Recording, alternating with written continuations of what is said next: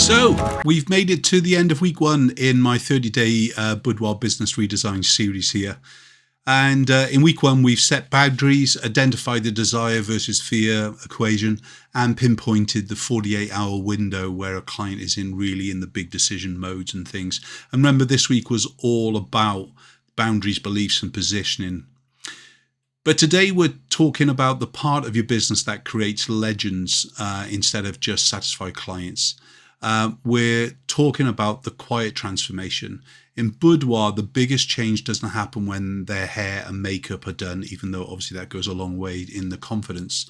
Or even when she's in front of the lens, it happens in the weeks and months after she leaves the studio. Today, we're going to be discussing how to market the results, not the process of the shoot itself within things really. So the first thing is the post-shoot shift. Think about your favorite client testimonial that you've had on Google or on YouTube or Facebook or wherever it is. Most photographers look for quotes like, "The photos are so pretty, I love the makeup," and so on with it. But I want you to look for the quiet stuff, the client who says, "I finally felt like I could breathe again," or "I went home cleared out my closet and clothes and didn't fit the new version of me." You know, it's a big thing, but I'm promising you, in the world of boudoir photography, dramatic changes happen. And if you put your ear to the ground, you can hear these things that clients are saying. You need to identify these things in your reviews, and you need to be asking for those reviews as well. So your task for day 5 is trying to identify the one thing your clients say after the shoot. That has absolutely nothing to do with the physical appearance. And if you can, put them with a little bit of a comment card as they're kind of ready to leave the studio, and get them just to fill that in, because that's when it's raw.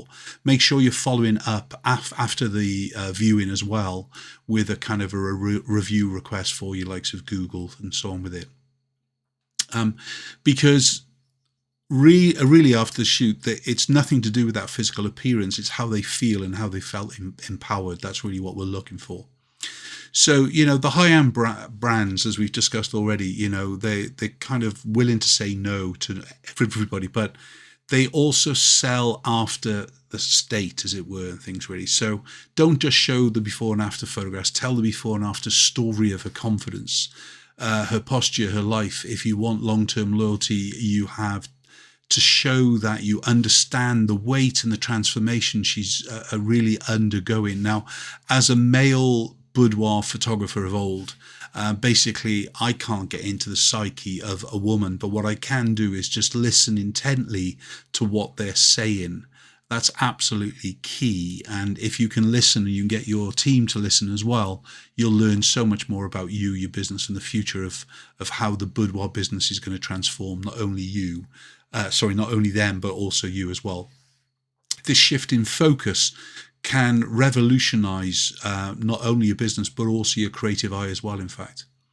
When you shoot with the quiet transformation in mind, you start looking for the small wins, the way her hands relax by minute 20, you know, the way she laughs when she realizes she's not battered this. Capture those transitions. And I talked about before where we don't need to have to get them to look at camera, but it's those little moments even where they chuckle themselves when they realize they're doing something. "Oh my God, I can't believe I'm doing this." Or they kind of all of a sudden they feel power. That's absolutely key. And we need to kind of try and find that capture those internal shifts with them as well. As far as the inspiration is concerned, we need to remember that we aren't just a photographer. We're basically a storyteller.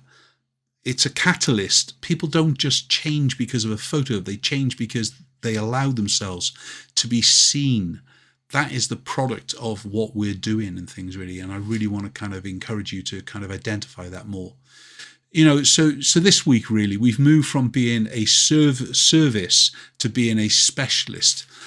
We've built the psychological foundation that most of your competitors are completely ignoring, of course.